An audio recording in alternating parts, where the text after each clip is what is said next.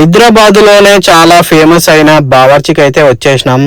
ఇలా బయట బోర్డ్స్ చూస్తే బివేర్ ఆఫ్ ఫేక్ బావర్చీస్ అని రాసింది. ఇదేందబ్బా అంటే అంటే హైదరాబాద్లో మస్తు బావర్చీస్ ఉన్నాయి కదా, వాళ్ళకి వీళ్ళకి సంబంధం లేదనమాట. ఇదే మెయిన్ బ్రాంచ్ అనమాట. మేమైతే ఇక లోపలికైతే వచ్చేసినాం. సిట్టింగ్ కెపాసిటీ కూడా మస్తు ఉన్నది. నార్మల్ డేస్లో ఫుల్ రష్ ఉంటుంది. మేమైతే ఆర్డర్ చేసేసినాం. ఆర్డర్ చేసిన తర్వాత నిమ్మకాయ ఇది ఆనియన్స్ అయితే వచ్చేసినాయి. టేబుల్ మీద పెప్పర్ పౌడర్ సాల్ట్ ఉంటుంది, అది వేసుకొని అయితే మీరు ఖచ్చితంగా ట్రై చేయండి. ట్రై చేసి ఉంటే ఒక కామెంట్ అయితే పెట్టండి. నిమ్మకాయ వండుకొని తింటుంటే మస్తు మజా ఉంటుంది. మేము ఆర్డర్ చేసింది అయితే వచ్చేసింది చికెన్ బటర్ మసాలా ఇంకా బటర్ నాన్ అన్నమాట. కాలుతుంది, ఒక్కొక్క బయట తింటుంటే మస్తు మజా అనిపించింది. మాకైతే వేరే లెవెల్ అనిపించింది. మీరు కూడా ట్రై చేసి ఉంటే ఒక కామెంట్ పెట్టండి.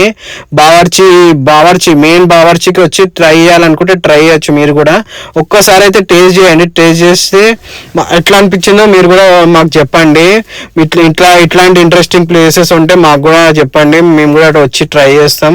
చూడండి, ఇది బయట తింటుంటే మాత్రం మస్తు ఉంటుంది.